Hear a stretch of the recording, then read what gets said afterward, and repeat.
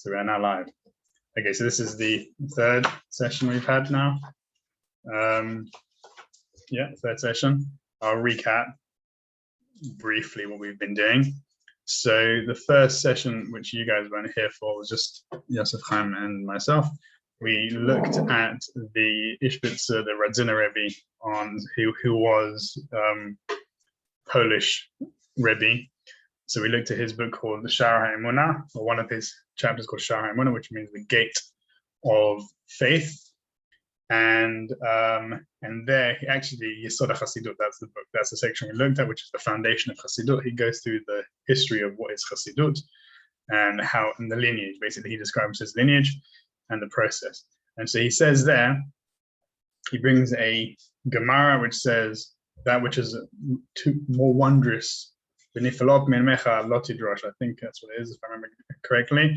It's from the Gemara. The Gemara is referencing the Sefer Yetzirah, which is a apocryphal book. So it's actually, it used to be, so it's Sefer Chitzoni. It's a book, which is an apocryphal book, really, which means that it wasn't canonized. Right, so it was a book. There were a few books, like the Book of Maccabees, Second Ezekiel, I think it's Second Ezekiel, Second Daniel, I remember.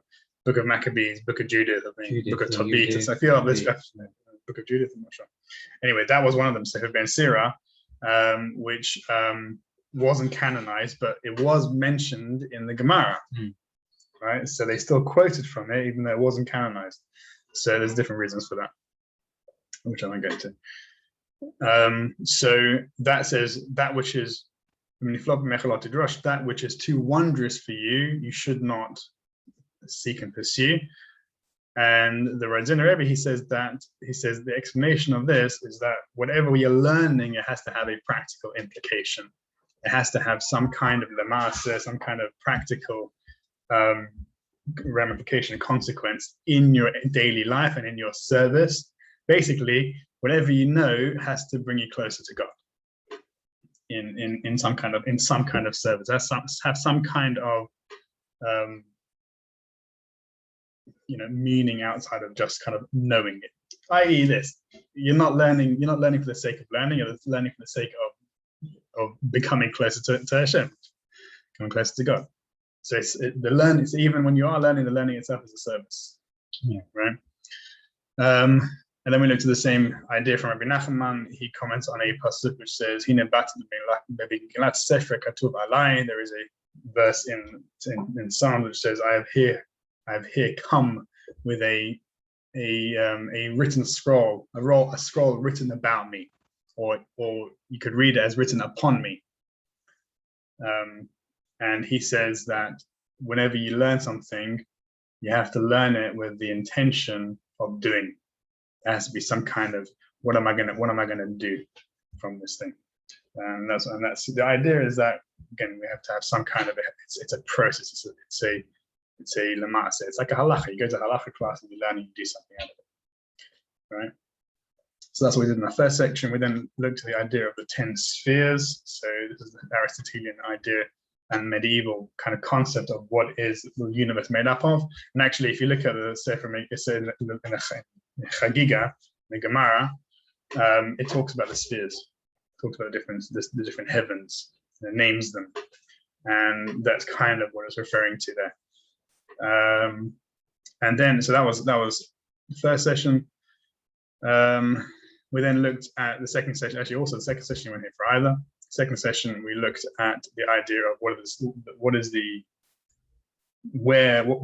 mention of the Sefer Yetzirah in the Gemara, the first mention of it, or the only mention of it, because we saw that the Sefer Yetzirah is the oldest book on Kabbalah, and it's mentioned in the Gemara. It's the only book on Kabbalah which is mentioned in the Gemara, and it's mentioned once. And it talks about creation of a man, of creation of a calf. It says there that these two rabbis, they created a calf, sent it out there, and Erev Shabbat. Yeah. And then we looked at Abu Lafa. He says whoever a calf, because he says that it's not, that we shouldn't make that which is spiritual into physical concept. So that we looked at that's in his book Ner Elohim. And so the idea is that he says it's a greater achievement to create souls, and that's this, and even this idea of Abraham, that this is about Abraham and Sarah, that they created souls in Haran. So this is from the Chumash, when they in Parashat Lech Lecha, I think. It says the nefesh asu b'Haran, the souls which they made, or the nefesh, the souls which they made in Haran. And the rabbis say that this is talking about converts. So Abraham converted the men, Sarah converted the women, and that's called making souls. So he bases it on that. And again, because the Sefer Yetzirah was attributed to Abraham, it makes sense to talk about the making of souls rather than the making of physical beings. So he says that when it says that they created a calf, or that Rava created a man, it's a metaphor. It means something else, and we had to probe and try to come to understanding of it, and not accept it. It's something which it doesn't kind of sit on the intellect, on logic and on understanding. Yeah. So that was again. So this is going into the history of what is a Sefer Yetzirah. And then last week we looked at the first Mishnah, the 32 paths, and what the Sefer Yetzirah is about. We spoke about creation. We spoke about the 10 ma'amarot, the 10 sayings of creation, and how they connect to the 10 commandments, the Aseret Dibirot, which is again both language of speech, and then we spoke about how speech, thought, and action corresponds, and also nothingness correspond to these 4 levels of the universe, and how the Sefer Yetzirah talks about blima. So we spoke about in depth about blima, which we'll come back to again and again, because it's the central part of the idea, especially with meditation. What is blima? What is nothingness? What is silence? And then we looked at the Mishnah 8 on which is the actual meditation from the Sefer Yetzirah, and how it talks about blima. How this is where the idea of, does blima mean ineffable, or does it mean nothing? And then we looked at the Gemara. We looked at Abraham and looked at Moses and Aaron, who called themselves nothing. We are what? And that's basically where we ended last week. Jason, you missed that section. Yes, I did. Yeah. It's about 1:8, yeah. Yeah, 1:8. So yeah, that's probably the most speaking. Yeah. And then so we saw we looked at the word blima was only found once in scripture, which is in the book of Job, where it says he hangs the earth on nothingness, on blima. And then we looked at how it was used exegetically, in the word, from the Gemara, from Chazal, and how they used it, or they connected it with what Moses and Aaron said when people complained to them, and they say, "Nachmama, we are what? That you have come to complain against us." So they use this idea of what. So blima is without what. So Nachmama is we are nothing. We are insignificant. So why? So they said that the universe is maintained, sustains for the person who makes them, for the person who makes themselves nothing, or who nullifies themselves in the time of conflict. And another section says that who remains silent in those things. So they based on this pasuk of the earth, he hangs the earth on blima, which means on nothingness, but also on silence. So we were gonna, and then I said I was gonna start this week with and I look into another reference to this idea of nothingness. But in order to do that, I need to kind of prelude it and introduce a new idea which we haven't looked at beforehand. So. Right, so we're not going to go into the Sefer Yetzirah again. So a lot of this is introductory to the Sefer Yetzirah. But what we're going to look at, I've got the Gemara here in Masechet Chagiga. So you're familiar with Masechet Chagiga? Have you heard about it? You know what's in it?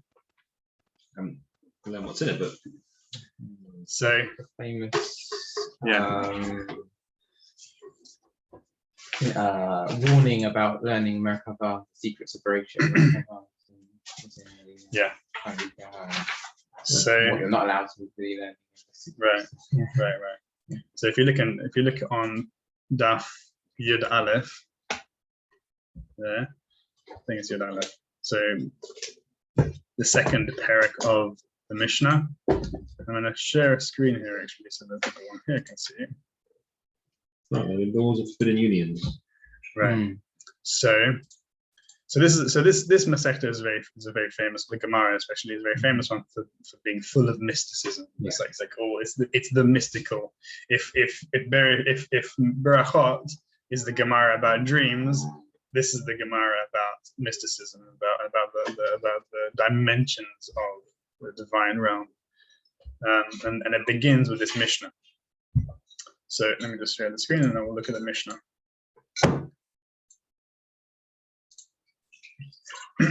So the Mishnah, the first Mishnah of the second chapter, it says this: En darshin ba'arayot b'shlosha. It is forbidden, or one does not. Literally, one does not en darshin, like we do not expound. But it is forbidden to expound upon what is referred to as arayot b'shlosha. So arayot is unions for forbidden unions, forbidden relations, or just relations really. And we're forbidden to study the Maaseh Bereshit, which is the workings of creation, with two before two. So there are different girsas as to whether it's Maaseh Merkava or just Merkava. Merkava is the chariot, the chariot of God. Maaseh Merkava is the workings of the chariot. So we're not allowed to discuss that even in one person, unless that person is wise and he understands from midato for himself, right? But this idea, Chacham mevin midato. Does that sound familiar? Okay, we'll look at it later.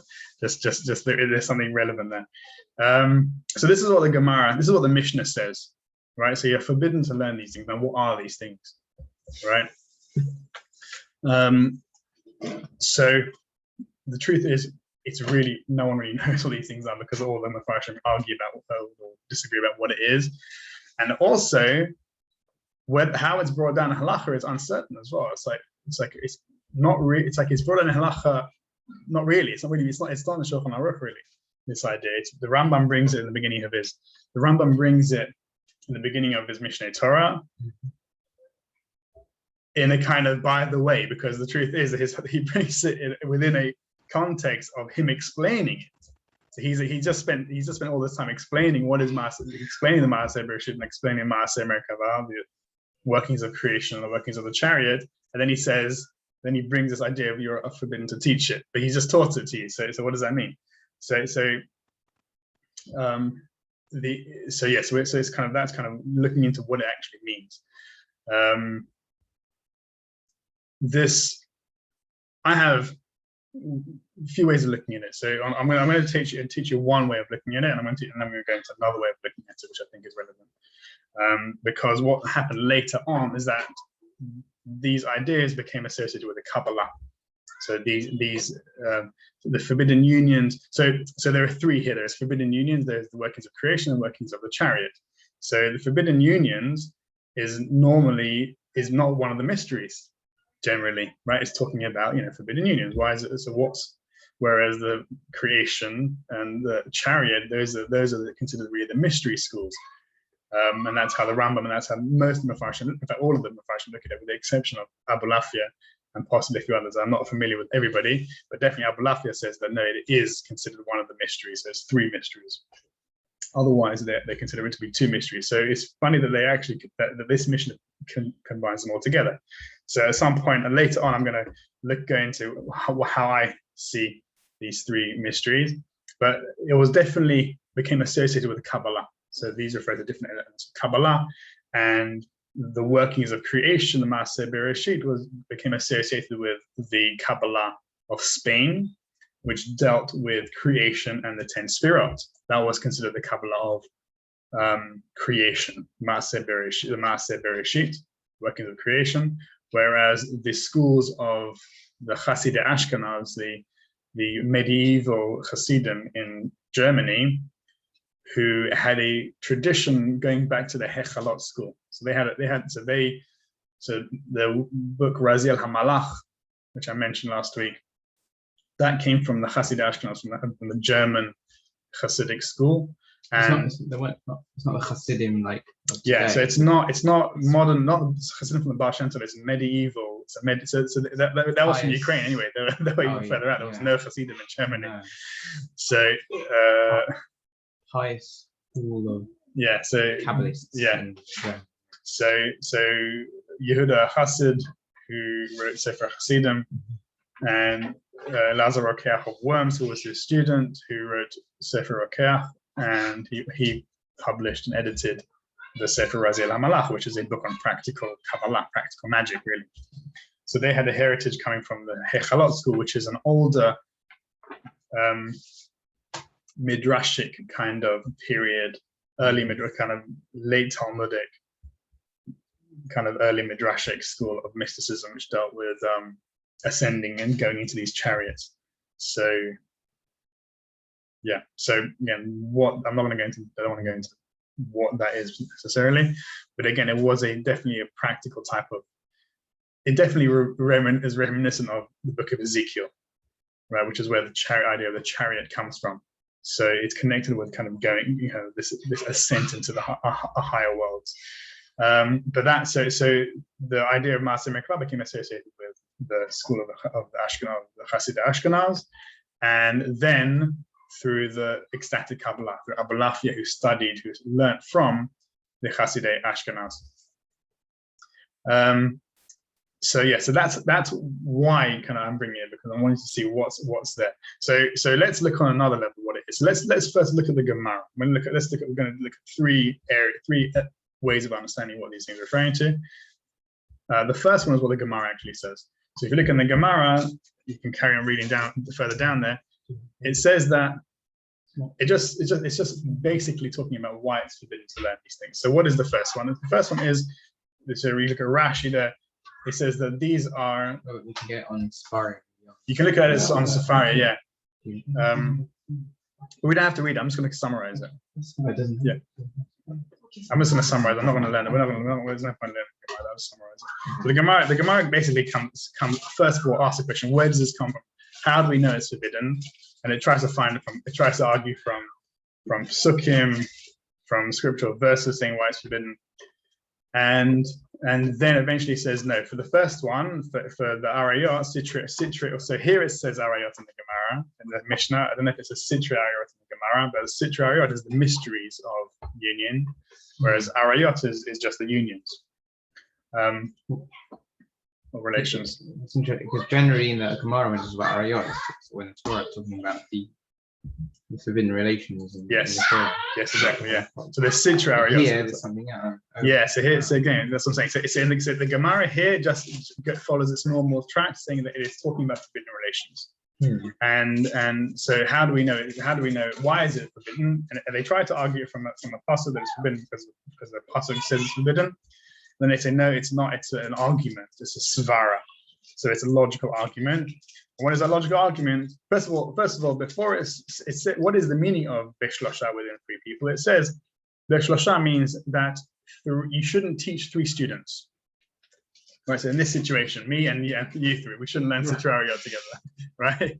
And the reason why is because you don't want to make a mistake in it. That's what the Gemara says. You don't want to make a mistake in it.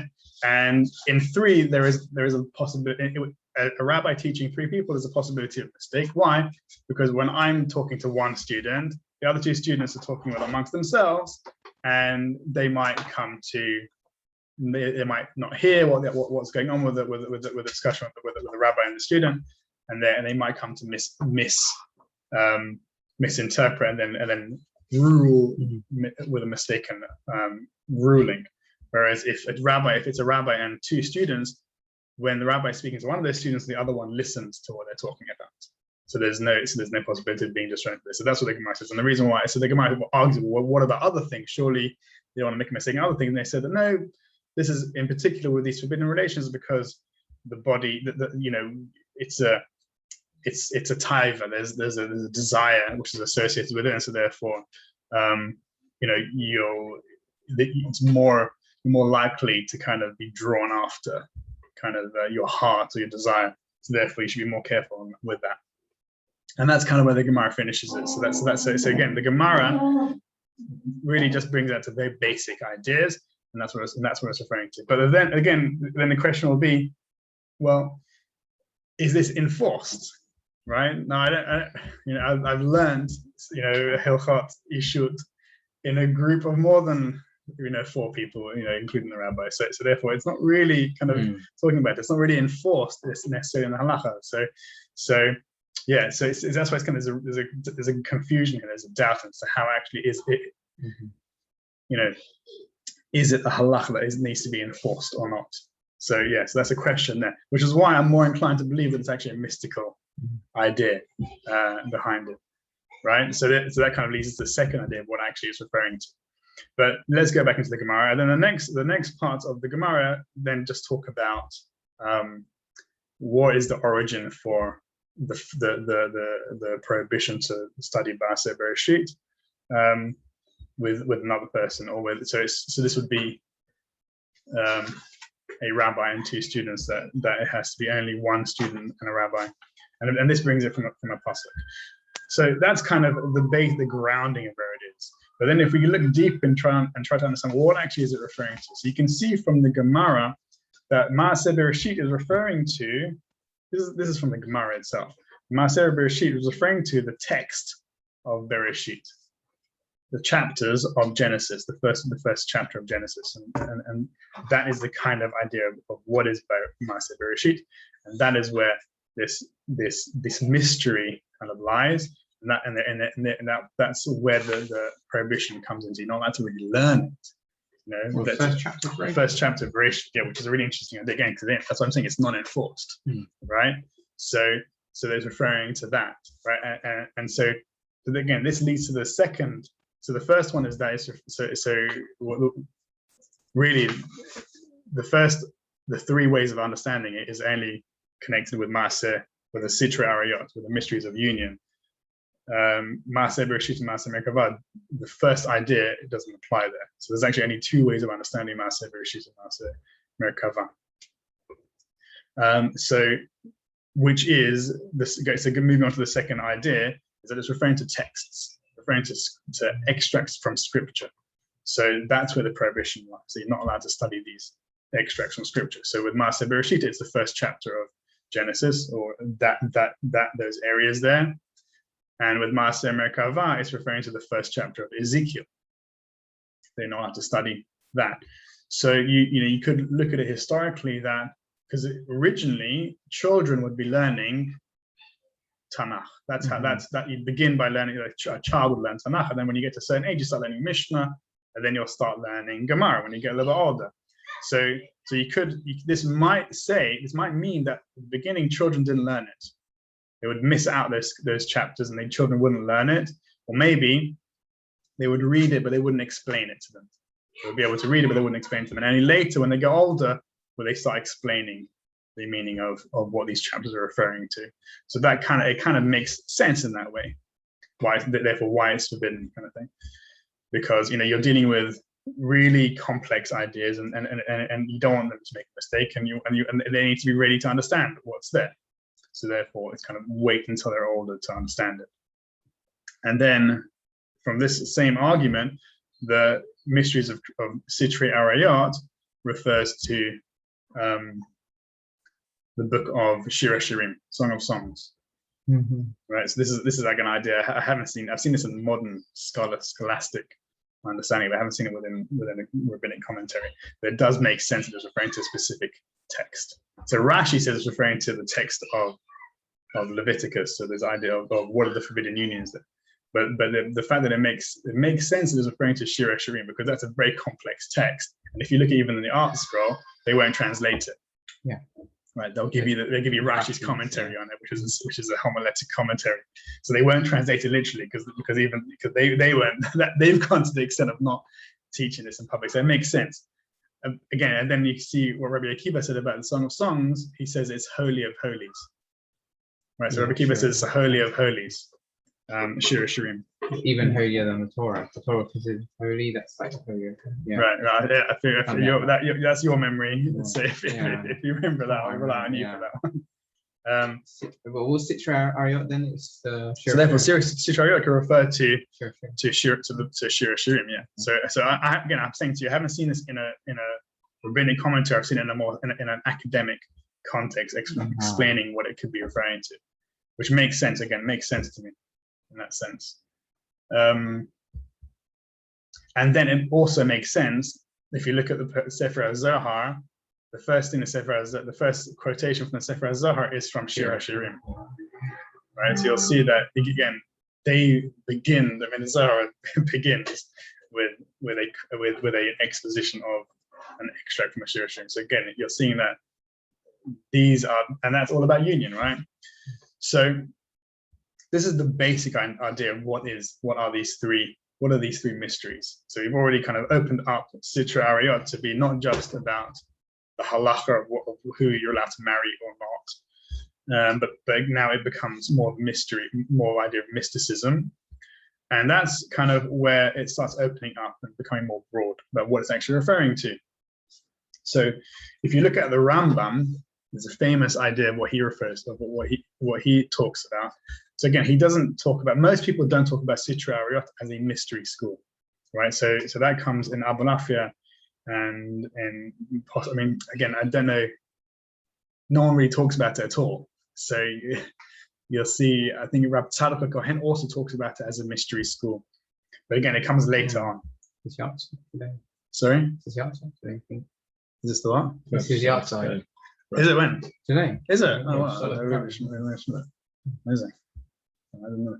Amazing. That's really cool. Could have done with it. Oh, yeah. So okay, good. I mentioned that. His soul is speaking from the. That's the Baal Shem Tov says this. When you speak the words of the tzaddik, it's his soul speaking from the grave. Okay. So the Rambam comes along and he says that Maaseh Bereshit and Maaseh Merkavah refer to science and metaphysics, right? So physics and metaphysics. So it says Maaseh Bereshit, the workings of creation correspond. So again, they do correspond to the first chapter of Genesis, but the first chapter of Genesis corresponds to the creation of the universe. So therefore, it corresponds to science. So he argues there that you have to be very, you have to have intelligence, and you have to study it really properly to understand science.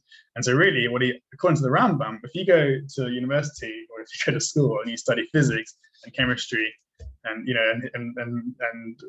biology, you're learning Maaseh Bereshit. Like that is this kind of idea of it. Is it with an iron?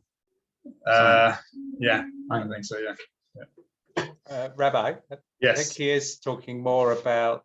I think he is talking more about physics, as in it's cosmology, not biology. Not biology. No, fine. I'm saying nowadays it's but nowadays it's all part of the same discipline, isn't it? It's a science. Yeah. I know, because if you look in Sefer, I think the idea of the elements and the way they understood biology in terms of the humors and of the elements, that's all part of that's what we would call biology these days. Oh yes, you're right. Yeah, but he called so it's referring to the natural world, the understanding of the natural world. Whatever. They never had a difference between. It was all considered philosophy as well. Yeah, exactly. Yeah, it was all the science. It was all kind of bundled under one. Exactly. Yeah. But they didn't have exactly. They didn't have the scientific method really. I mean, Archimedes kind of began doing, but he was an inventor more. He was a scientist, but he was more of an inventor. So, but most science was just theoretical kind of explanations of the natural world, rather than kind of experimentation and doing this and figuring out what's there. So that's what science was at the time. And so the Sefer Bereshit, or the Maaseh Bereshit in terms of the chapter of Genesis, the first chapter of Genesis, is an explanation of nature, of how nature comes into being. It's the same concept. And so, so that's kind of, what we're talking about. And then, so the Rambam says the Sefer Maaseh Merkava refers to metaphysics, right? And so metaphysics is understanding of the soul, understanding of angels, understanding of how God interacts with the world, and understanding what happens after you die. And so from his cosmological perspective, so again, we spoke about the spheres, the 10 spheres. So those 10 spheres correspond to Maaseh Bereshit, more or less, because they're physical entities and they're made up of elements of matter. Whereas the intelligences which fill those spheres, so we because you missed out on the first 2 weeks, I'm not sure if you know what I'm talking about. But the Rambam says that that the universe is. Should I explain it? Do you want me to go into it? Oh, yeah. Like, am I asking brief. Lisa and Jason if you want me to talk about what these spheres are? Yeah, this is my diagram. Okay. Oh yeah, very cool. Aristotle's view of the. So okay, fine. So let me kind of paint a picture then.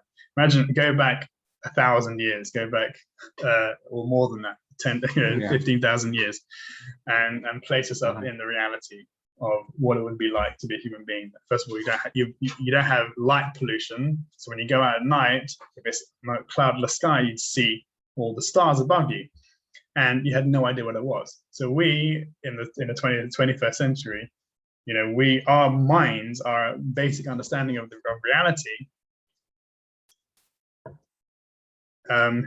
is that we live in a galaxy which is made up of physical matter, and that galaxy is one part of a myriad of galaxies as well, and they're all physical, right? But they didn't know that back then. In fact, you'd go out and they didn't even know about other galaxies. So other galaxies they didn't know about until much recently. I think it was even the 20th century that they discovered that our galaxy was part of a whole universe full of galaxies. And they also didn't understand about the solar system. Well, they didn't understand that there were such things as a galaxy. You'd go outside, and what you'd see is a sky full of white, shining dots. And now you have to figure out what those things are. You haven't got telescopes, you haven't got anything like that. So what are these things? So the first thing you'll do is you're going to map them. And when you map them, you'll realize that almost all of them are stationary, and it returns to the relationship between each other. And that's the zodiac, right? So the zodiac, the stars of the zodiac, they don't move in relation to each other. They stay fixed in the sky. So you have the Big Dipper, you have Aquarius, you have all these constellations, and they stay there. And yeah, they move, but they move around the Earth. But in relationship to each other, they don't move, right?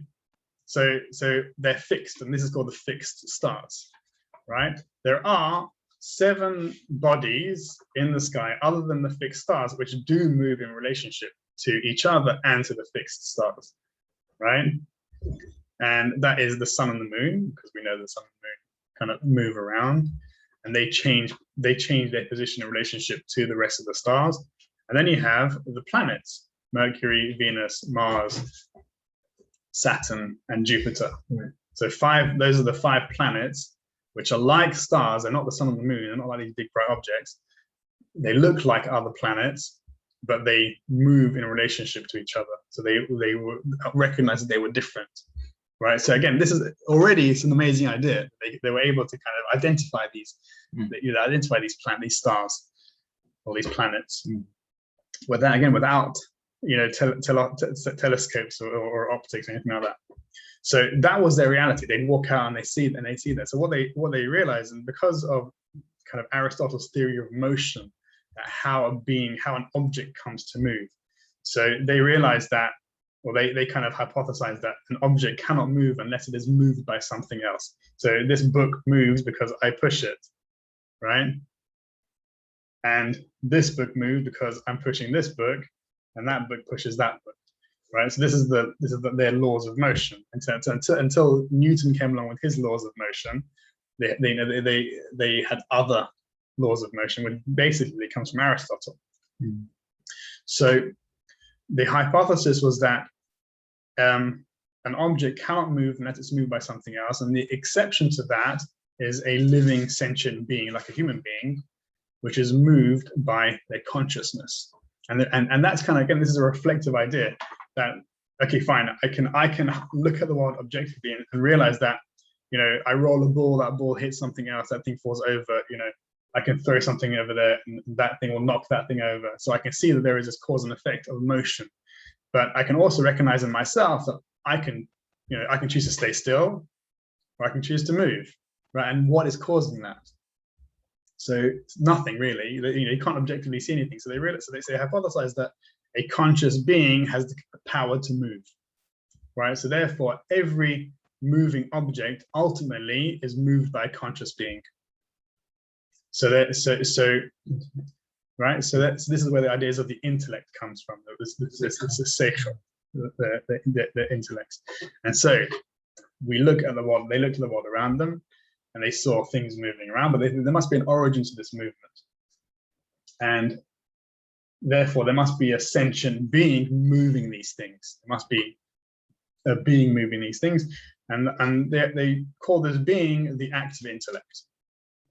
And this active intellect is the lowest of 10 intellects, which move the different spheres. So first of all, these are different planets.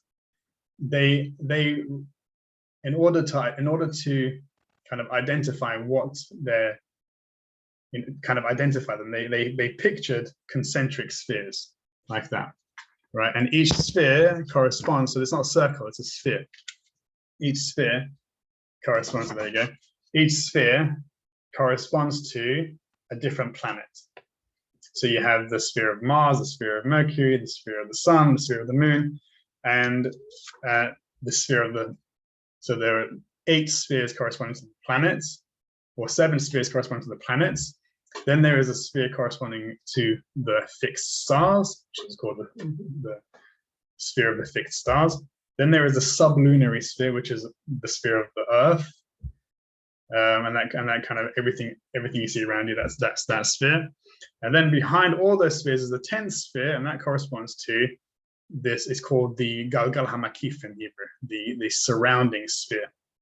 So they had these idea of 10 spheres that one is within in kind of shell within the other. And again, these 10 spheres look very similar to the 10 Sefirot. Right, so this idea that the 10 Sefirot kind of come, and again, the word sphere and Sefirah also is very similar. So the idea is that these kind of connect to the 10 Sefirot. Now, 10 as a number for spheres is not the only way they counted it. There were other ways of counting it, some sort more, some sort less. But kind of within Kabbalah and within Jewish philosophy, they fixed on, and I guess Aristotle, they fixed on 10 spheres. And so what are these 10 spheres? These spheres are objects or things which are moving independently of anything else. So everything within the sublunary sphere on Earth, you can see a cause and effect to it. The wind blows, the leaves move, the apple falls, it hits the ground, blah blah blah. So there is always a cause to these things. So, but there is only one cause to that. And so what is that? That is referred to as the active intellect. There is a sentient being who is moving these, or who is beginning the movement of all these things, and that is the sublunary sphere. That is from within the sublunary sphere. So each sphere, because they move independently, they have their own independent intellect, and so therefore, corresponding to the 10 spheres, you have the 10 intellects. And these 10 intellects is what the Rambam refers to as the metaphysics. This is the idea. So it's something which is inferred from your physical surroundings, which cannot be measured. They are non-corporeal, and so therefore the whole Rambam's philosophy of the non-corporeality of God kind of comes down from these ideas that the intellects are not corporeal. How can God be corporeal? And then, so that's kind of where all the ideas of the soul comes in, life after death, all these things come in from this idea of these intellects and these intelligences. Is that what he considers Master Merkava? So that's for him as the Master Merkava. Again, which makes sense, because if you're talking about Merkava, is that which is, so if you look at the chapter of Ezekiel, you're talking about God who rests on these So he, I don't know if you remember the book of Ezekiel, but it talks about Ophanim, which is wheel angels. And so the Rambam sees these wheels as the spheres, right? So he kind of goes in his Guide to Perplex, he goes into explanation of what these things of what these different beings in the vision correspond to. And you'll see that the chariot is God riding on these beings. So there are four living beings, Chayot HaKodesh. Each Chaya has an Ophan, a wheel angel corresponding to it. And God sits on a being, is a man, a being sits on a throne on top of these living beings. So if you look in the Dead Sea Scrolls, they have different versions of Ezekiel, and whereas the book of Ezekiel doesn't refer to the Merkava, those different versions of Ezekiel do refer to the Merkava. So it says that he had a vision of the Merkava. That's what it says in their versions of it. Do you mean it doesn't say it in our version? It doesn't say Merkava in the book of Ezekiel. It's mentioned in Chazal, and it's mentioned in Tehillim. This idea of Rokev Aravat, Rokev Keruvim, that he rides upon. So this idea of Har Kavahi, that he rides upon it like a chariot. So he rides upon the angels. He rides upon the Keruvim, the cherubs, and he rides upon the wind. So again, so the cherubs is the same as the Chayot HaKodesh. Ezekiel says the same thing. He says that he has two visions, and one of them he sees Chayot HaKodesh, living beings, and another one he sees the Keruvim, and he says that these are the same Chayot I saw in the first one, in the first vision. Again, so for Ezekiel, these Keruvim. So that's what it's referring to. Again, so and then again, if you go to this idea of Keruvim, the cherubs are also in the temple. So God rides on the cherubs means that God sits on top of in between. Exactly. He sits on top of the Ark of the Covenant, which was where the cherubs dwelt. So again, so the chariot is the temple, the Mishkan. This all stuff we're saying in the Sichot. It's all very reminiscent. Right. Yeah. Yeah. Yeah. So again, so that's how he understood, how the Rambam understood the Maaseh Merkava. Okay, I'm going too long. I think I'm going too long on this. It's too in depth. I'm not sure how relevant it is. Okay, let's make it more practical then.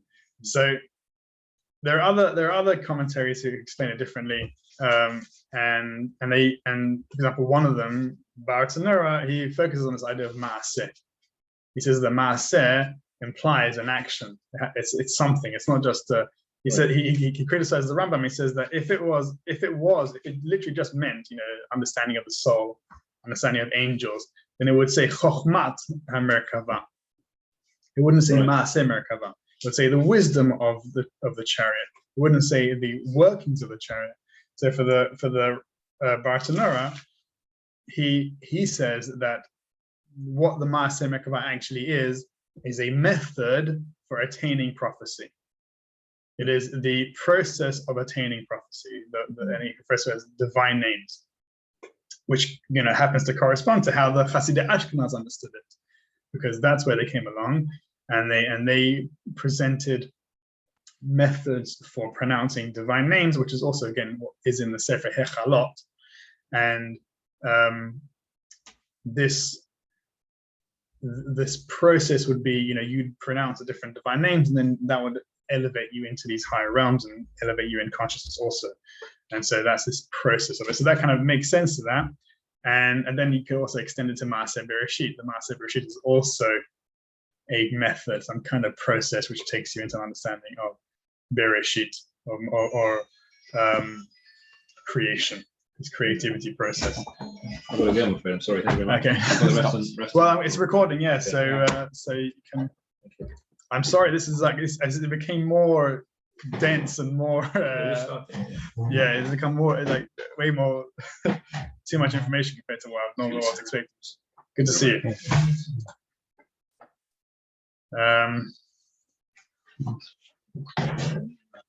Okay. I'm going to stop sharing. I'm going to share with you the final kind of lema'as, a practical idea of how I see it.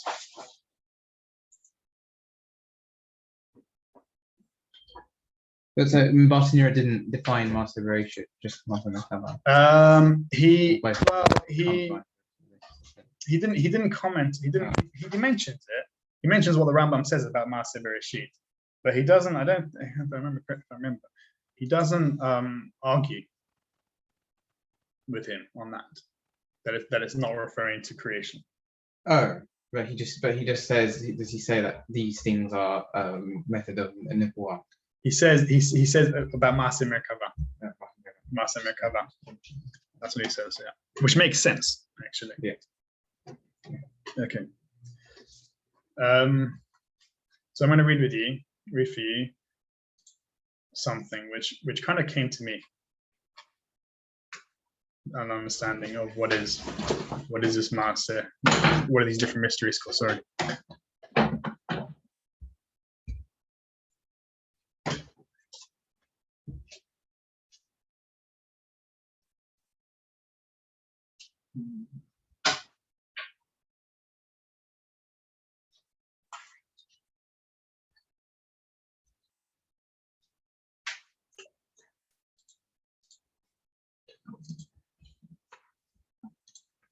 Okay, so I wrote over 10 years ago, I spent 3 months on a meditation retreat, and not long before then, I published my book on meditation. So I wrote this book, 28 Jewel Crown, on the Kabbalah, on meditation, on Kabbalistic meditation, based on the Rambam and on Abalafia. And so I was kind of immersed in doing all these meditative practices based on the names. Abalafia referred to his Kabbalah as Kabbalat Shemot, the Kabbalah of names. So his whole process was about how to use language to attain higher states of consciousness and enter into these kind of prophetic experiences. So I based my book around these three ideas of Maser Sitrei Arayot, Maser Bereshit, and Maser Merkava. And so when I came out of this retreat, so I spent 3 months on a vegan farm, meditating and farming, and I wanted to start writing a blog when I came out of it. And I've written a book previously, so I know how to write. And I sat down to write, and I couldn't write anything. I was like, it wasn't writer's block. It was like I was unable to even write anything down. So, but I slowly, I kind of forced out some words, and after an hour or something, I was able to kind of put this idea together, and that was the end of my blog. That's all I wrote, was this kind of a few lines. And it kind of, I guess it's kind of poetic. It became like an element of poetry, and for me, I see it as kind of like one of my best pieces of writing ever. So I'm going to read it to you. Okay, here we go. One may not teach Arayot to 3 students, Maaseh Bereshit to 2 students, nor Merkava to 1, unless he be wise and understand for himself. So this is from a tractate. This is from Mishnah that we just read. So this is my commentary on it. Do not read may not, rather cannot. These wisdom schools do not operate via transmission, though they are said to transmit. Rather, they operate via ignition. There is nothing new to be learned. The wisdom of the whole is contained in the part. The master acts only as facilitator. It is the will to discover that germinates the seed built into the design. Therefore, the truth of Arayot is dual, the truth of Bereshit is singular, and the truth of Merkava is empty of both. Each one flows through and into the other. They cannot be distinguished. He grants wisdom to the wise, and this is a quote, he grants wisdom to the wise and knowledge to those who know understanding. In the book of Daniel. My commentary on it. A fool cannot become wise. One who lacks understanding cannot understand, but wisdom flows from the wise. Discernment comes from within. To seek truth is to know truth, for how should one know he has found it? Therefore, words speak, but there are none to hear. The reader reads only himself. That's it. And what you make of that. So yeah, that took me an hour to write that. But it kind of expressed my mind at the time, which was really kind of in this mode of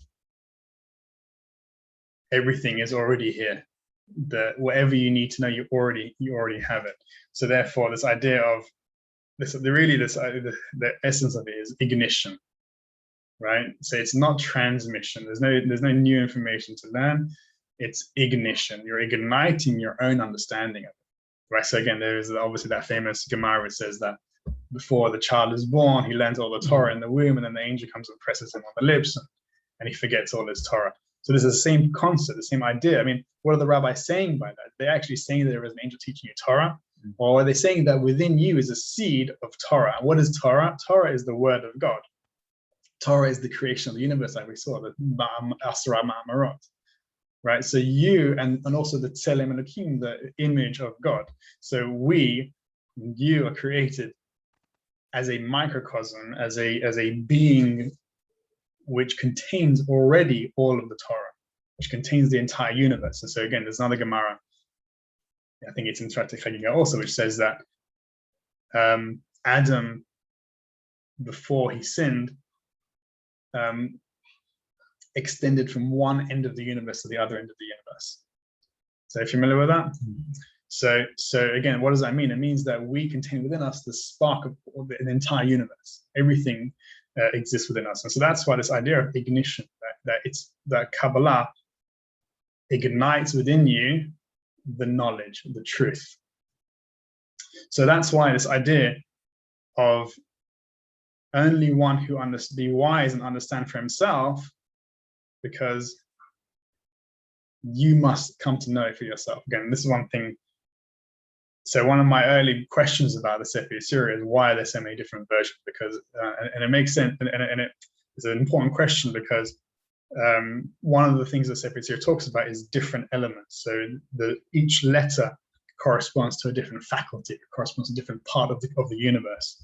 And each version of the Sefer Yetzirah has different correspondences. So there's dozens of different, Aleph corresponds, not with Aleph, but Bet corresponds to this in one version, but it corresponds to that in something else.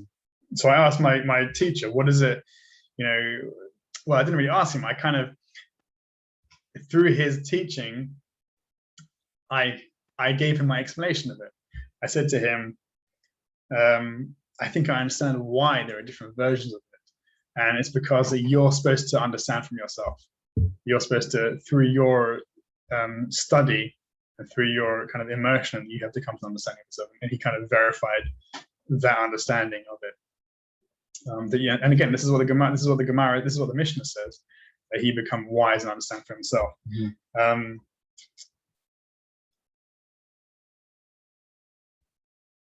Which Mishnah is that? So this is in that Mishnah we saw. The one it's the same Mishnah, yeah. So one thing I said beforehand, which did you notice? The Gemara, the Mishnah there. Let me share the screen. It says you're not allowed to teach Arayot to 3. You're not allowed to teach Bereshit to 2. You're not allowed to teach Merkavah to 1, unless that person is Chacham or Mevin Mida'ata.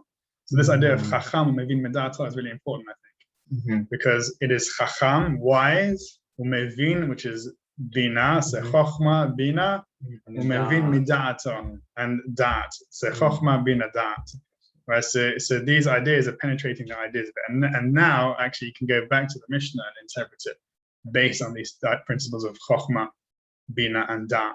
So Da'at, and if you know this, but there is within the Sfirot, there is Da'at and there's Da'at Elyon. Da'at Elyon is Keter. So the Sefer Yetzirah says in this location there are 10 and not 11.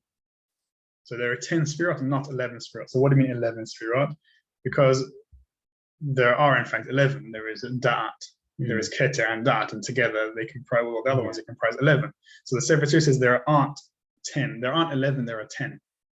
You must remember that principle, because whenever da'at, the lower da'at is active, da'at elyon is inactive.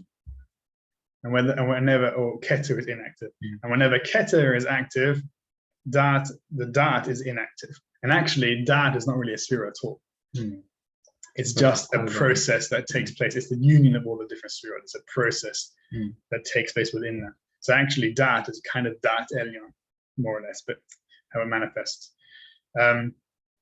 So this keter, chokhmah, and bina is how I understand the different spheres, which is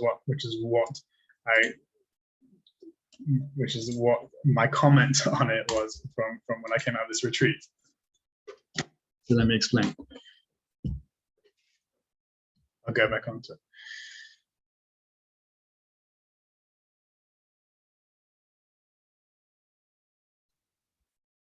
There is nothing new to be learned. The wisdom of the whole is contained in the part.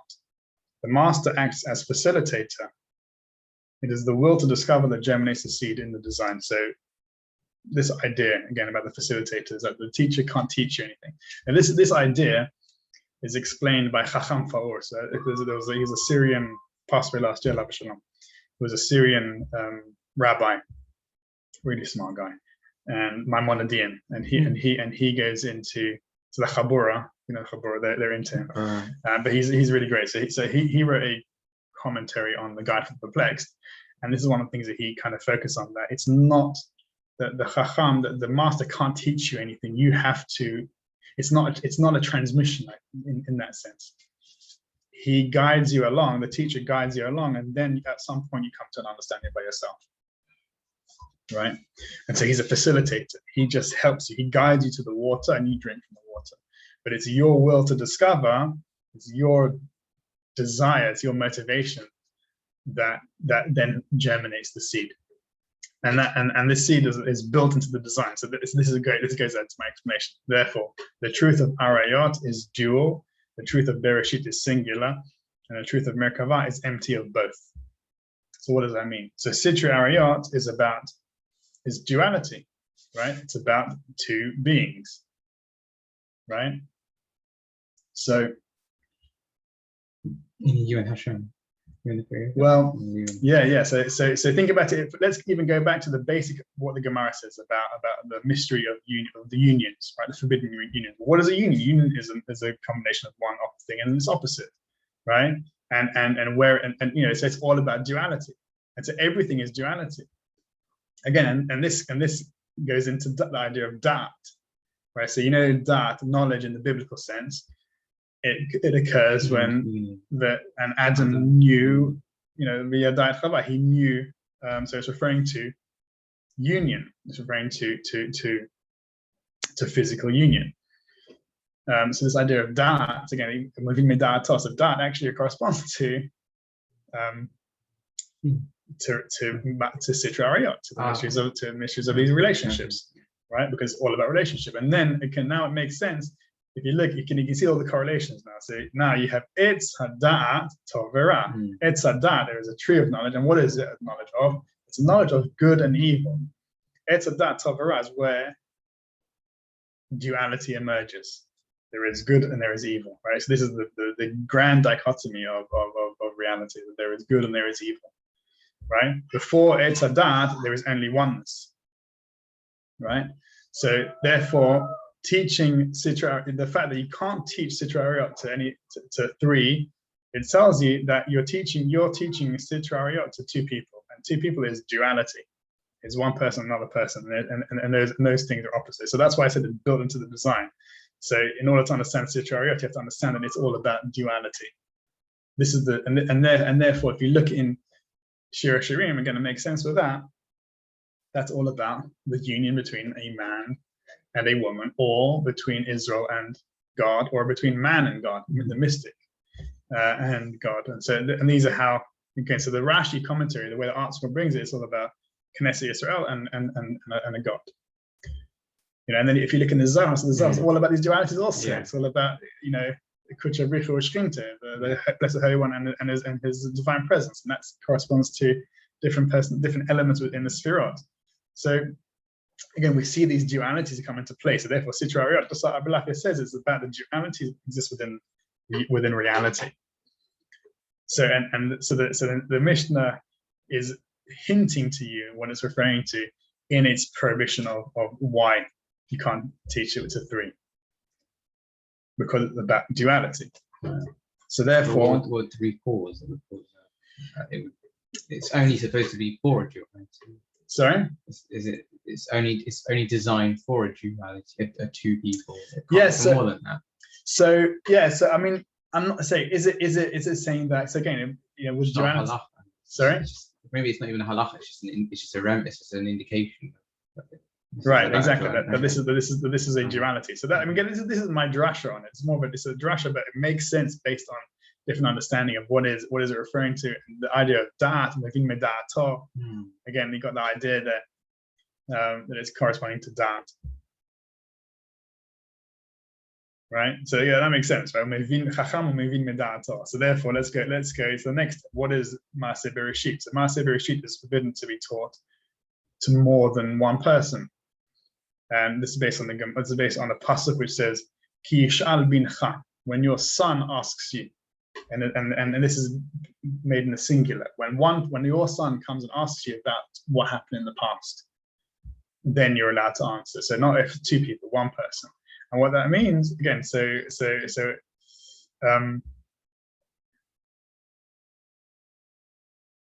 what that means is the reality of unity, of oneness, right? So Maaseh Bereshit, the whole principle of Judaism, the whole framework we're based on, is that there is oneness, that God is the sole creator of the universe, right? So Maaseh Bereshit tells you there is only one being that brings these things into being, right? And everything is one under these things. So it comes to deny the duality. It comes to say there is no duality. There is only singularity. There's only oneness, and that is the great yichud, right? And this is chokhmah, right? So again, I did say that, but actually mevin, bina is also duality, right? So bina. That's why I brought the keter beforehand. Dat elyon as keter, but also the dat again. So that also talks about is also duality. But bina is the beginning of the duality comes from bina, and again, this is even the Gemara says that what is bina? It describes as the ability to distinguish between one thing and something else. Lavchin ben davar davar. So understanding, it means to be able to distinguish between one thing and something else. And so therefore that is duality. So Bina, which is the 3rd Sefirah, is the beginning of duality, beginning of the distinguishment between one thing and something else. So again, so therefore Bina will correspond to this. So the Bina. So even I hope I didn't confuse you with that dad thing, but it's true. It's true there as well. It is definitely true there as well, and we'll see it coming later. Kabbalah is a complicated thing and it's overlaid. There's multiple. Like I said to you beforehand, in the past, it's like us looking at a higher dimensional object. Yeah. So it can appear in different ways to us, even though it's one thing. Actually, it can appear in different ways to us. So in one way it's dat, but another way it's bina also. Right. So the ability to distinguish between one to the next is bina. So the Sefer Yetzirah in other places it says understanding is a bina, this fundamental aspect of how to come to understand, come to this truth of this knowledge. So that is the duality. Chokhmah is a unity, right? So before the duality is this unity, and so again, if you look in the Sefer Chassidut and books of ideas of Morgenstern, you'll see the same ideas of Chokhmah and Bina. So Chokhmah is a unity. So Chokhmah corresponds to Atzilut, which is the forethought. It's the idea of Blima, the idea of where the Sefirot come, which is this whole unity of the Sefirot. Ayin corresponds to Chokhmah. And Chokhmah is also Koach Ma, the power of Ma, of whatness, of nothingness. So Chokhmah is this kind of faculty of nothingness, or this unity even. like that. And then above Chokhmah is a higher form of unity, and that is you're not allowed to teach it to one person, right? Am I making sense? I hope I haven't lost you with these ideas. Above Chokhmah is what? Sorry? What is above? So therefore, Chokhmah, that Bina corresponds to Sitra Arayat. Chokhmah corresponds to Maaseh Bereshit, because Maaseh Bereshit is a unity. It says that, think about it, just look at the world around you. You can look at it as duality. You can look at it as this as opposed to that. You can look at like this book as opposed to that book, the chair as opposed to the table. There are forces interacting with each other, and that's reality is made of forces. Understand. Yeah, and that's what it is. You look, the fact that my body, the fact that I can actually sit in this chair is because of duality. It's the electrons in this chair pushing against the electrons in my body, and that's preventing me from sinking into the chair, right? A whole universe is built on dualities, on these opposing forces. Again, that's the physics of it as well. But at the same time, they're all part of a unity. There is a greater unity, and because they are one, it's all part of one whole structure. And that's why Maaseh Bereshit refers to how God manifests through these 10 sayings, 10 sefirot and 10 expressions. And then what's above? So above that is Keter, which is Merkavah. What is Merkavah? Maaseh Merkavah cannot be expressed to one person, right? Unless he understands from himself. So this one is beyond speech. Right. So it kind of in other places as well. Where It's like Sitre Torah when it talks about that Sitre America, the master recover. It's about it can't. You can there's stuff in the Zohar that it's called Sitre Torah, sections of it that you can probably read books of it, but you would never understand what it was. You can never learn it from books.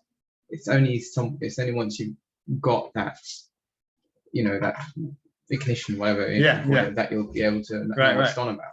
Yeah, exactly. You have a teacher. Right. Otherwise, that's exactly the point that you have to.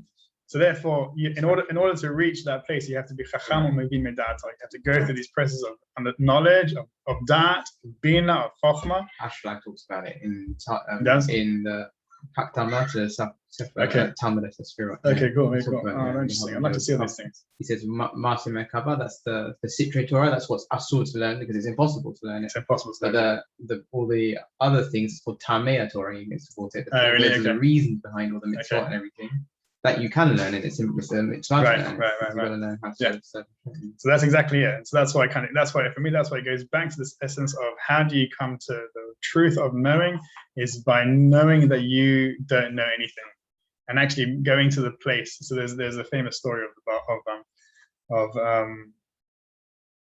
it's famous, but it's a story of the Yid Kaddish.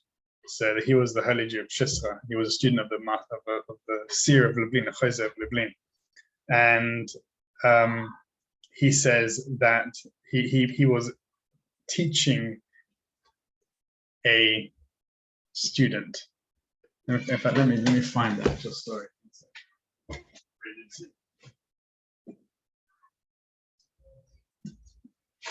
This is a great book, by the way. It should be in your library for sure. Osho, I don't know if you know Osho. You've never heard of Osho? What? Osho. Osho, yeah, Osho, right? Yeah. He says that every spiritual seeker should have this book on their shelf. He was a big fan of Hasidim. He was, yeah. Okay.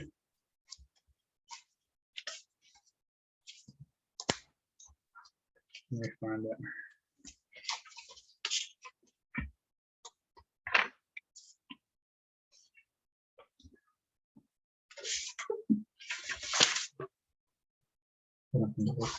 Okay.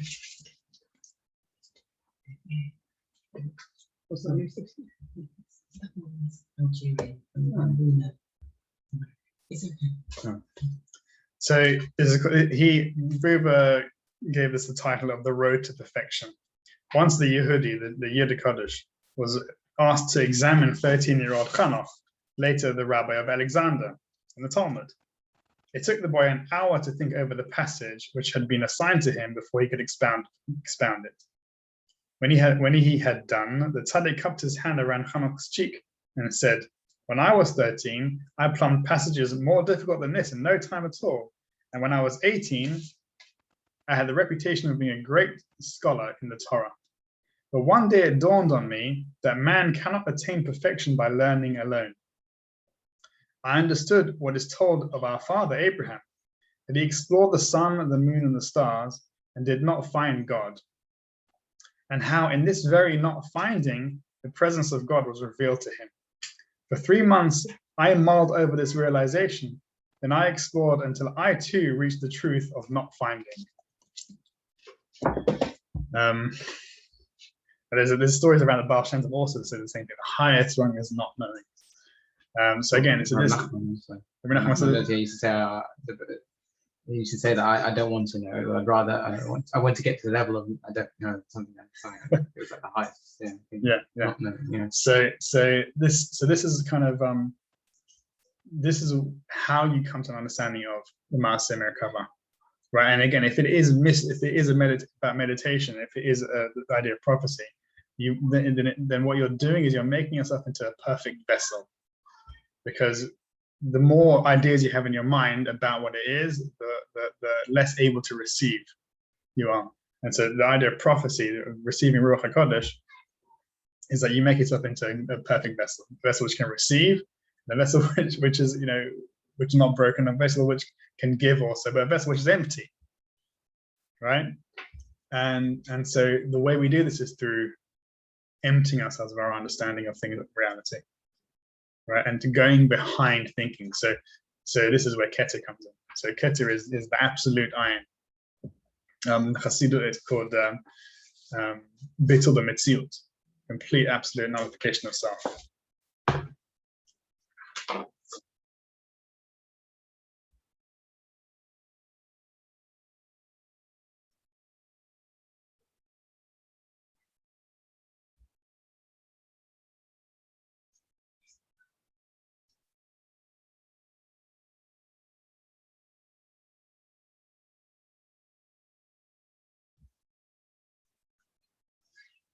So again, that kind of concludes the idea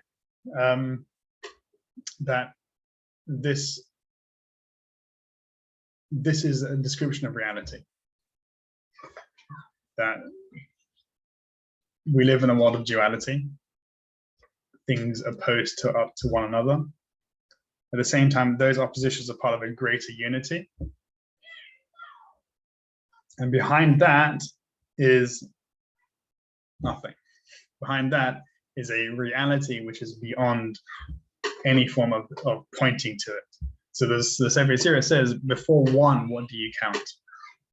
Right, yeah. So you seen that? Right. And lifnei achad ma'ata sofer, again, so it's going back to this concept of ma. What ma'ata sofer? So again, we got this idea of ma again. What do you count? Because really, you shouldn't be counting at all. You're starting from zero. Yeah.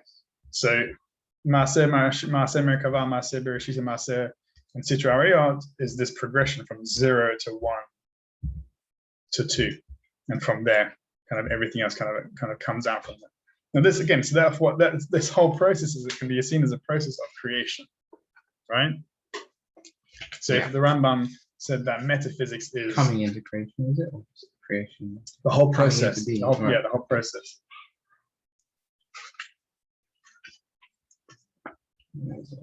Keter Chochma Bina Dat also.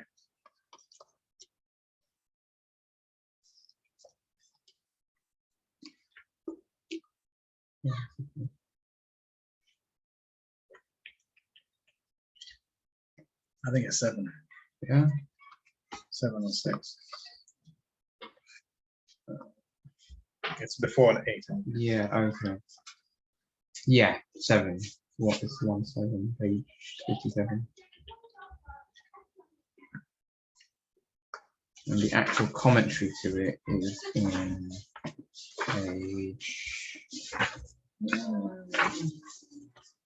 page 66. It's the commentary for one which you count. One can count the concept of one.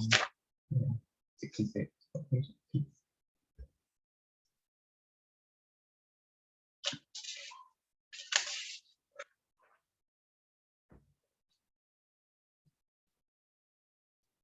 One parallels Keter, the first Sephira, as discussed earlier.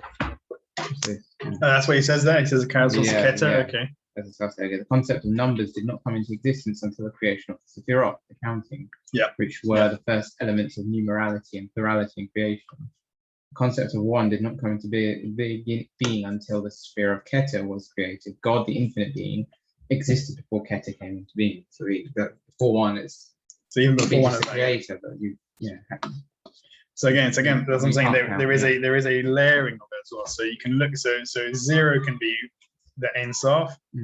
It can also be Keter, and it can also be Chochmah, right? Because they're all kind of. It depends on which perspective you're coming from. Yeah. Right. So Ayin, for example, the concept of Ayin, which is nothing, right? Ayin means 0. Yeah. that has correspondences with Keter, and it has correspondences with Chochmah also, and with the Ein Sof. So because, again, but the Ein Sof is beyond even counting, right? From some level, the Ein Sof is the infinite. Okay, let's finish with this last bit. So there's a bit in the Gemara then, about the masters of Pumbedita. Yeah, and we'll finish with this idea.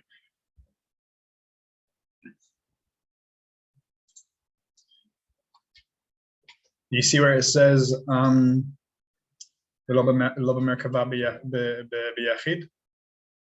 it might be the previous page even.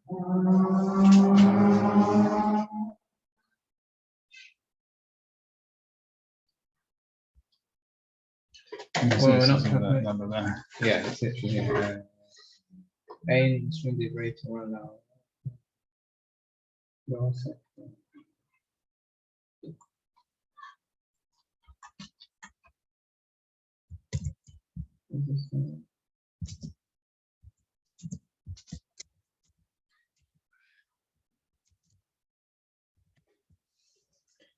Yeah, you got it.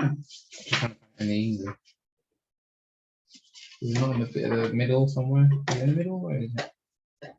You know what? No, yeah, somewhere. This is what, this section here, Love America, Love Me. Oh yeah, I was down there. Love America, Love Me. Yeah. Okay. So this is the beginning of the Gemara's explanation of the Mishnah.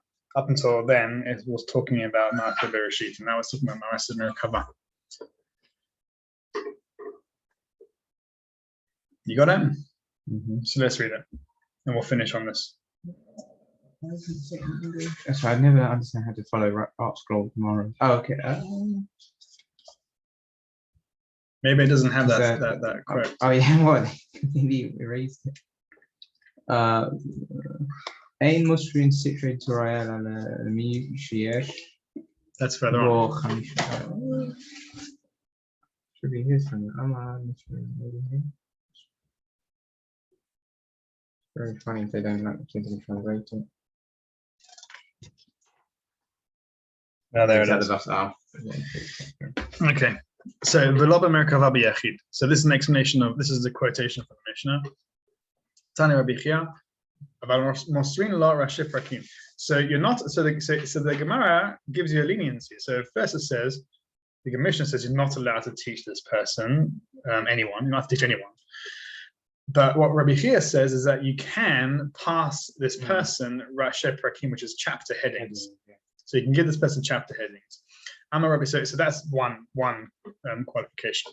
And then another one. And then Rabbi Yetzirah comes along. He says, "En mashim Rashi Prakim ela le'av beit din lo velechol mi shelibo doeg bekirbo."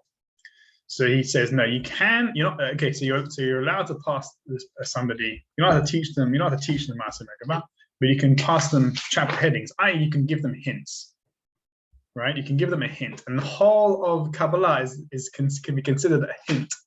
Rashi Prakim.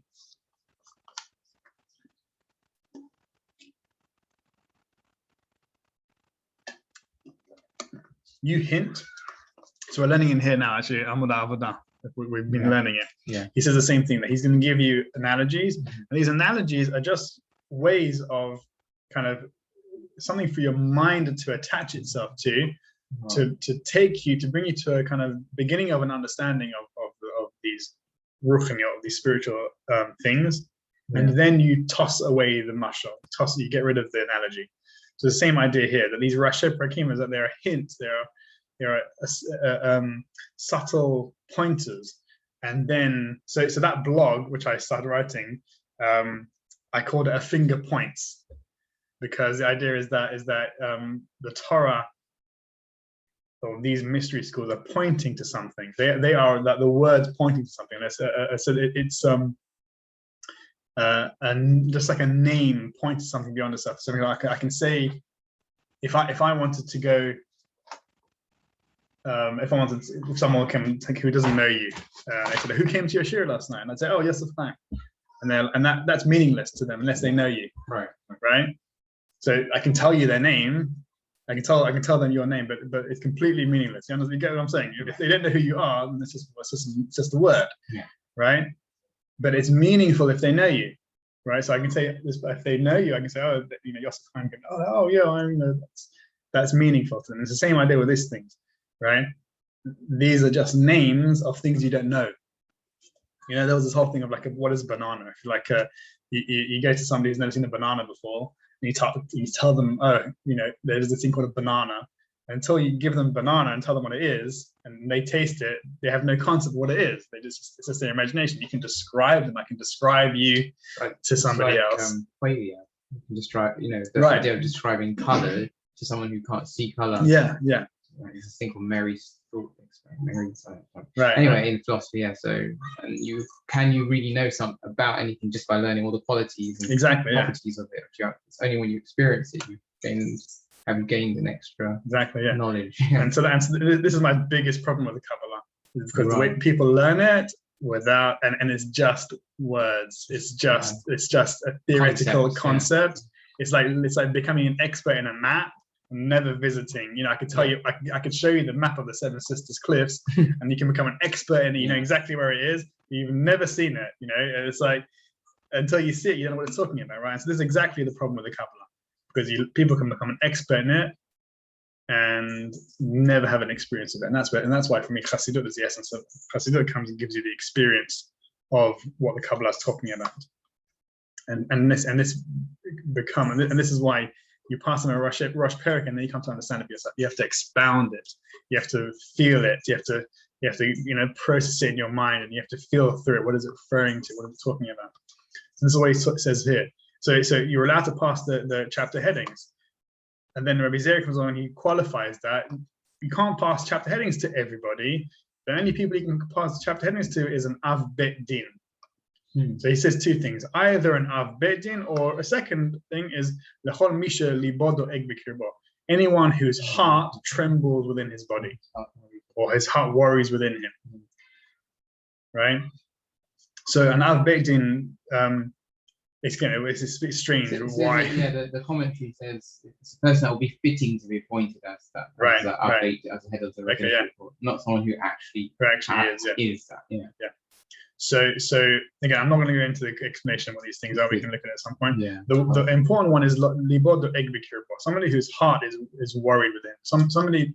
So it's like, for me, like in a world where we have a lot of mental illness, I find that is libod eg b'kirbo. His heart is trembling, is worried within him, and I think it's metaphysical. I think this is a metaphysical illness. These things, and it's like if you come to an experience of your soul, of yourself, then you transcend. You can. That's the healing. That's where healing comes in. So again, that's why Ari comes along, and he talks about the shvira, the breaking of the vessels, and the healing, the fixing of the vessels. And it's emotional. It's internal process.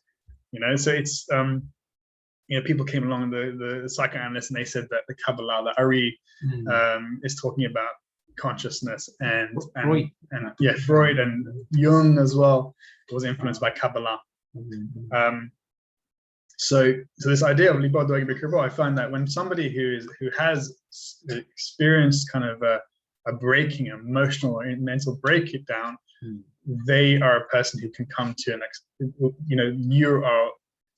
you possibly need it. Even you need to come to the understanding of metaphysics. The metaphysics of the Rambam is about understanding of self, understanding of your soul, understanding of how your soul connects to He wrote- God and to the yeah. angels. So he wrote a lot on it. Yeah. The idea of the healing of the nefesh. Yeah. And its Right. illnesses and sicknesses. Right. And Exactly. listen, that was in the more in the book. Yeah. And his other books as well. And the 8 chapters. So again, so for me, I felt this qualifies a lot of people to study this idea because it comes to heal. I mean, actually, I got this book on Rav Ginsburg, and he's a teacher of Kabbalah, and he writes here that Arizal explained that as we approach the Messianic era, it becomes critical that the study of Kabbalah be spread. In his words, quote, "It is a mitzvah to reveal this wisdom now," end quote. This is based on the statement of the Zohar that, quote, "with this book," i.e. with the Zohar, "they will exit their exile with mercy," end quote. And he now comments, "The study of the inner dimension of the Torah as revealed in the Zohar has the power to prevent the difficult traumatic events otherwise required for us to make the transition from our present state of consciousness to the consciousness of the Messianic era." So that's what he says then. And again, this is a quote. Again, I think even Baruch or Kosovo also says that. Like Hasidic concept. Again, and for me as well, I see that Zohar, Ari, and then Baal Shem Tov. You have to come to understand. He says the same thing also. In order for the healing to come, I find it has to come through Sefer, the ideas of the Baal Shem Tov. Maybe Rabbi Nachman is a good entry point point for that. Again, but that's people have other connections to it. But again, I feel like that's how I feel. Okay, so that's the first section. That's the first qualification. Then there's a Ikad Amr. There's some people which say so they qualify what Rabbi Yetzirah said, which is it's not that it's either an Av Beit Din or somebody whose heart trembles within, but it's an Av Beit Din Sheli Bodo Eg B'Kirbo, whose heart is concerned, is worried within him.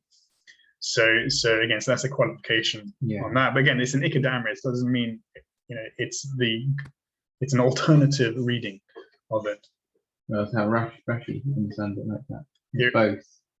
Yes, that's what it means. Ikad Amr. The Ikad Amr is an alternative reading of the Rabbi Ze'ira's comment that it refers to that you need to be both an Av Beit Din and somebody who is libodo eg b'kirbo, somebody whose heart is worried within him. But again, this is an alternative. It's not an explanation. It's an explanation, but it's not. It's an optional explanation of it. So let's carry on. Let's miss the next bit. And let's miss the next bit. Let's go to where it says Rav Yosef. Rav Yosef have a gamir massive Merkava. You see that? Yeah. So Rav Yosef was the Gaon. He was the Rosh Hashiva of Pumbedita. And I can't remember which generation he was. He was one of the earlier ones. So it says Rav Yosef Havagami Maaseh Merkava. Rav Yosef was a student. He was an expert in Maaseh Merkava. Sabi de Pumbedita Havotam Maaseh Bereshit. The elders of Pumbedita, which is he was the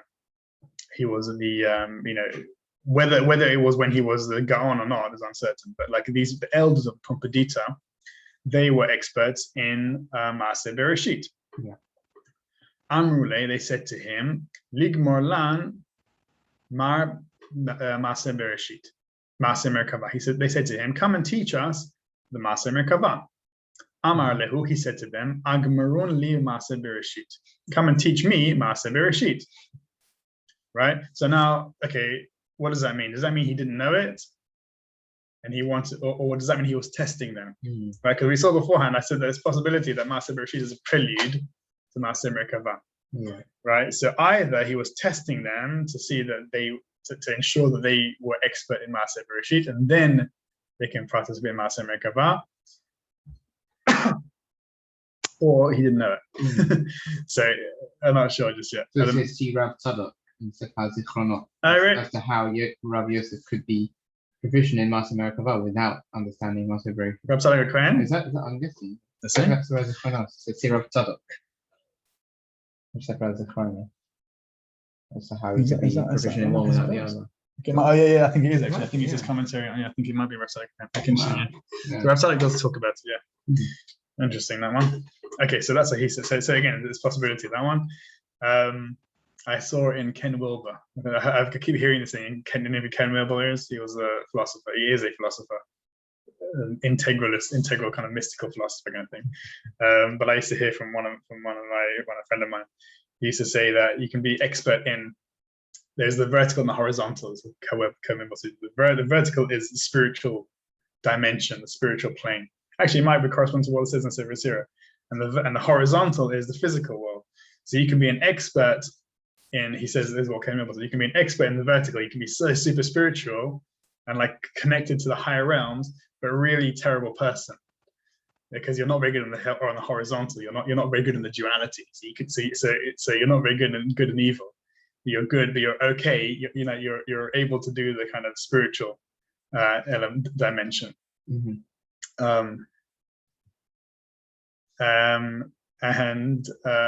So you could argue that this is probably what it's referring to. But I'm not saying that Rabbi Yosef wasn't, didn't have this morality. But again, there is, according to Ken Wilber, there's a possibility of this ability to have be spiritually connected, but also socially disconnected in that kind of sense. So I'm not sure if it's the same thing, but again, the idea is that you don't have to be a scientist possibly to learn Kabbalah, right? Or to be a mystic. That might be, anyway, that's my view is that you need both actually. So, and that's the Rambam's view also. Yeah, the Rambam's view also that you need both. So I'll be interested to see those Rav Tzadok. So again, it carries on. Bata Dagmaru after they taught him the Maaseh Bereshit, Amrule Ligmaran Marav Maaseh Merkava, come and teach us, our master, the Maaseh Merkava. And he answers them, Amar Lehu, he says to them, Tanena Behu, we have learned about it. Devash v'chalav tachat leshonech. There it is a quote from a pasuk. Yeah. Yes, it is. Yeah. Honey, there is milk and honey beneath your tongue. And he explains, Dvarim hamatukin midevash v'chalav yu tachat leshonech. Things which are sweeter than honey and milk should be beneath your tongue. And then there is an alternative reading. I should decline to teach you. You're reading the scroll. Don't read the R scroll. Yeah. There's different ways of reading it. There's different ways of understanding it. Yeah, of course there is. Yeah. That's one way of understanding it.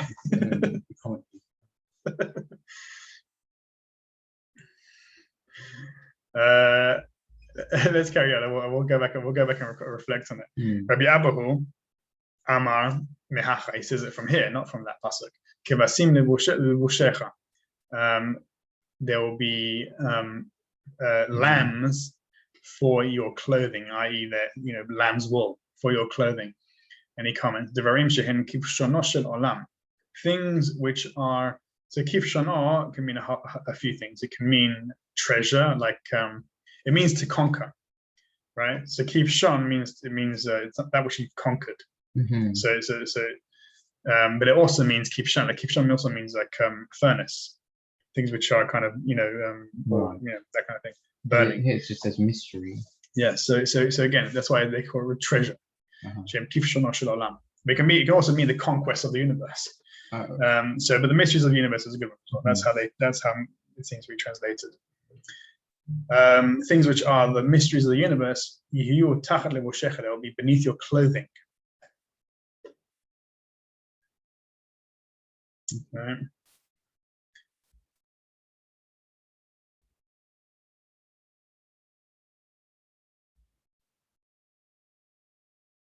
One minute. That's why he calls Sefer Yetzirah, the book of Ezekiel, Barisus of Master Merkava. Yeah. No, yeah. So they must have said that there was a chapter, there was a book, that's Masechta on it. So So they carry on and they say to him, Amrule tanenan behu, come and teach us, right? He wasn't teaching them. He says, come and teach us. They said, come teach us. Ad vayomer elai. 1 minute. He says that Taninan and Behuad, we have learned the Bryces until the Pasuk. Sorry, I'm confused. I made a mistake on that translation. Amrole tanenan behu. Ad. Yeah. So what does it say? Okay, we have learned, they said to him, we have learned up to the verse and right on the line here. Yeah. He said to them, yes, these are the he said to them, these are the Masimik. He wouldn't explain it to them. Right? Right. So the question is, what were these expressions that he told them? The vash v'chalav tachat leshonech. And kivasim l'vushecha, right? Because when you look at it, we saw that you're not allowed to teach Maaseh Merkava. So what you can do is you can pass them Rashi Prakim. So maybe these are Rashi Prakim, right? Maybe these are of maybe these are Rashi Prakim or this explanation is a Rosh Perek of Maaseh Merkava. How to come to understanding of it. So they said, the art scroll, and again, it was based on the Rashi and commentaries. They said that this is him saying, I'm sorry, I can't teach you. But maybe it's, I am teaching you. I'm giving you the Rosh Perek. Right. And what is the Rosh Perek? So this is for me. These are the most beautiful understanding of it. Again, normally what I'll do is I'd say, okay, what does it mean? It's a Rosh Perek. You expand upon it. Okay. Do you want to give it a go? I'll give you one each. What was Vash v'chalav tachat leshonech? Yeah. The explanation. Dvarim she'hamtukim mi'vash v'chalav yitachal leshonech. Forget it. Don't read the art scroll. Things that are sweet as honey. Dvarim hamtukim. Okay, things that are sweet as honey and milk should remain under your tongue. Should or maybe honey are under your tongue. Honey is used a lot in the in Tanakh, in the prophets, for as a hint to secrets. Like in it's also used in the book of Daniel. Yeah. Secrets of the Torah. Right. Okay. Yeah. So to do with esoteric knowledge. Yeah. It should be sweet under your tongue, meaning that maybe it's the idea of holding back.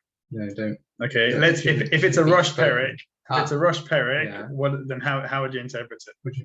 If it's you're coming to a knowledge, you're trying to come to an understanding of the knowledge of it. He's giving you a Rosh Perek there, let's say. So what does that mean? Just go look in the Let's read it differently.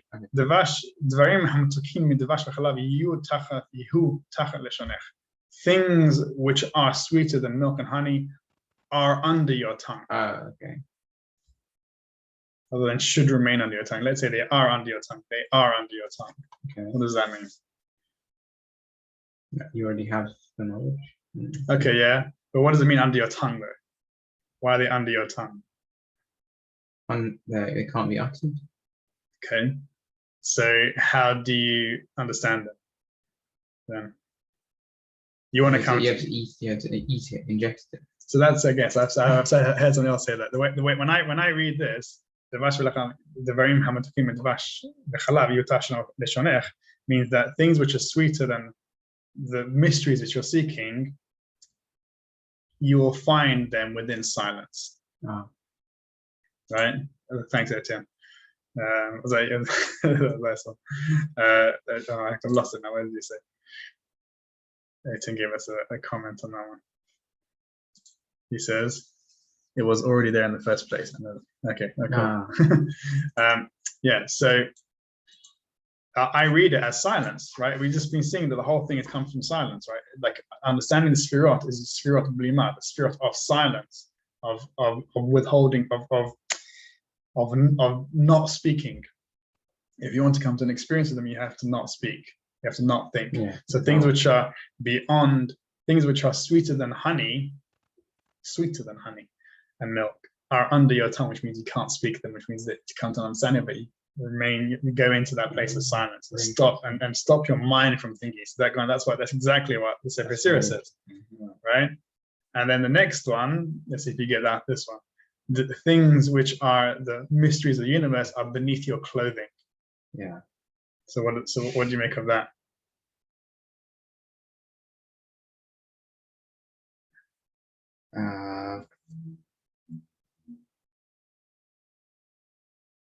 Some garmented clothing, garments. So the mysteries of the universe. So it can only be expressed in a garmented form, and it has to remain within a garment. Are you reading an article or commentary? No, there is no commentary at all. Oh, really? Okay, right. Yeah, I mean, just On a very explained. simplistic level, the body is also a reflection of the it's like a microcosm of all the physical and also esoteric aspects of science and the universe and the cosmology. Things like the fine structure constant, Right. all over the body. Yeah. This bizarre, mathematical entity, if you like, but it's hidden in something even more physical. Yeah. I mean, yeah, but again, you're both right. So it's like on one level, just like I said, that's what the Rav Baruch Kosov says, that these are words which point to something. So the garment is something which surrounds it. It's a clothing.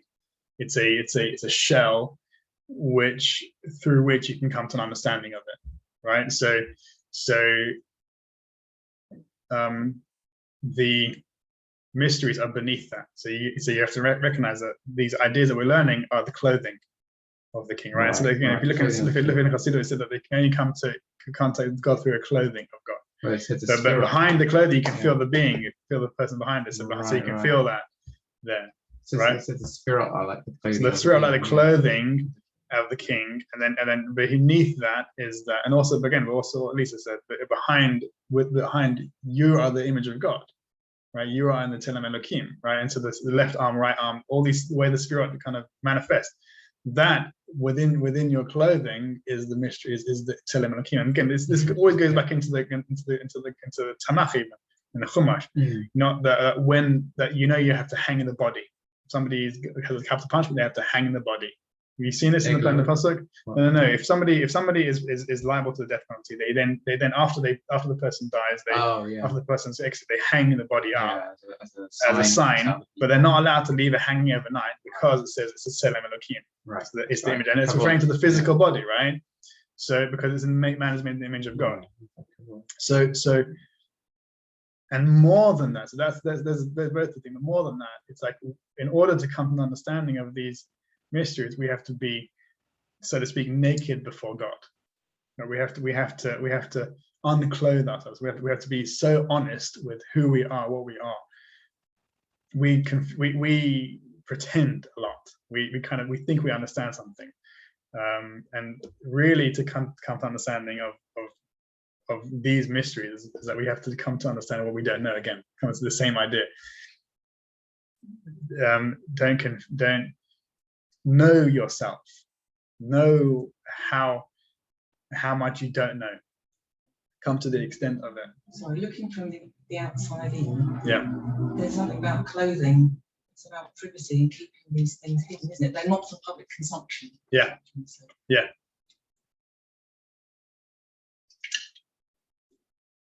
You're connecting with what I was saying as well? I'm just wondering about how, if they're not for everyone, how does that's a contradiction what you were saying earlier, that these ideas need to be disseminated. It's the time of President Sheikh. It's almost a necessity, however, they're clothed. But you can't disseminate it. That's the whole point. You can't disseminate these ideas because even Abu Lafia said that, like there is a prohibition to write down the oral Torah, right? And so how is it possible that Rabbi Yehuda Nasi wrote down the oral Torah? There's a prohibition on it. And Abu Lafia says, I think it's Shevnei Tivot Torah, that the reality is they never wrote the oral Torah. And the reason why is because you can't write the oral Torah. The oral Torah is beyond depiction in writing. And so for him, the oral Torah is the that which is transmitted beyond speech. So you can the words of Torah, the words of the Gemara, the Gemara and the Mishnah and the Kabbalah are just vessels. They're just clothing. Those are the clothing of it, right? So you can disseminate the clothing. I mean, you have to, because you can't disseminate the actual. You can't even disseminate the body itself. Right. It's not available. Yeah. So someone can't just pick up the Gemara and learn oral Torah from it. Yes, exactly. Yeah. Mission of understanding. Yeah. Well, yeah. Exactly. There needs. Yeah. So again, so all of these things are correct again, but when it comes down to us, in order for us, we have to become. Again, this has a kind of it's maybe a vulgarity to people might find kind of resistance to this idea, but that to really kind of the silence involved in the kind of not speaking, not saying things, it also comes down to the idea of you knowing yourself to the most intimate degree, and also bearing yourself before God, not before anybody else, but before yourself, coming to absolute knowledge, self-awareness of who I am, what I am not, and then you come, and then for me this is just basic, when it ultimately comes down to, because I pretend that I know something. I can confuse myself. I can, there's an arrogance there that I know what I'm talking about.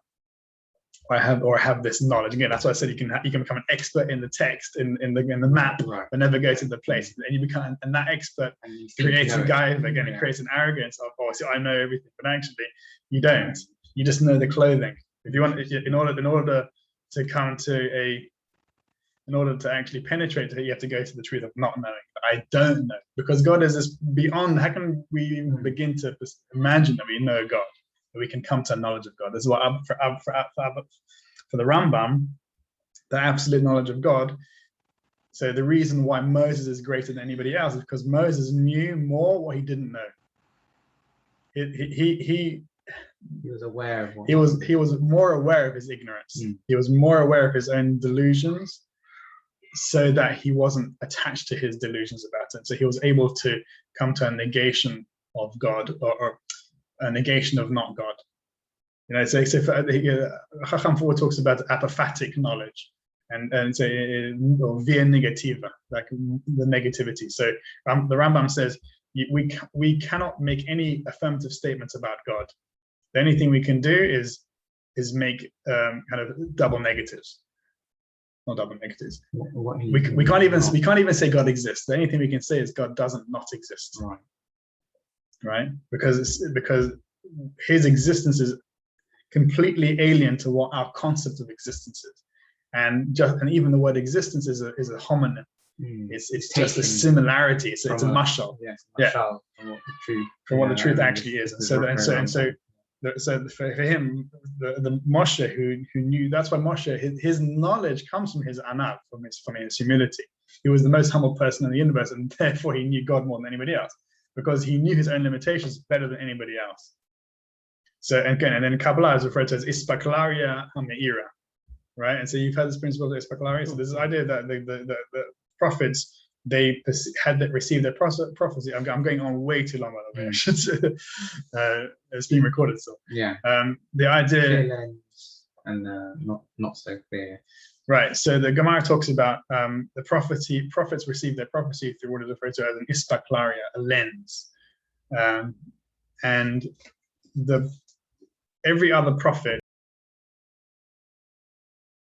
prophecy through an ispaklaria de ena ma'ira, which is a clouded lens, whereas Moses received his prophecy from an unclouded lens. And when you look, again, you've got a lens behind you or over there. When you look through those windows and it's dark outside, what you see is yourself. Right? And when it's bright outside, you look out and you can see what's outside. And that is the meaning of ispaklaria de'ena meira. The prophets, other than Moses, they had less self-awareness, so when they receive their prophecy, they receive it with a mixture of their own personalities, and so therefore it wasn't a clear lens. So Moses had a greater self-awareness. He knew his own limitations, to such a great extent that it was basically, he was a non-person anymore. He was no longer a human being. He transcended the limitations of being a human being. So therefore, his word was like God's word, right? It was anyway. We've covered quite a lot there. When was Shkia? Sunset. We missed it. 8:30. Yeah, sorry. 8:30? I can do up to half an hour. Okay, I'm just going to close. Okay, let's close the rest of the thing. Let me check that for you.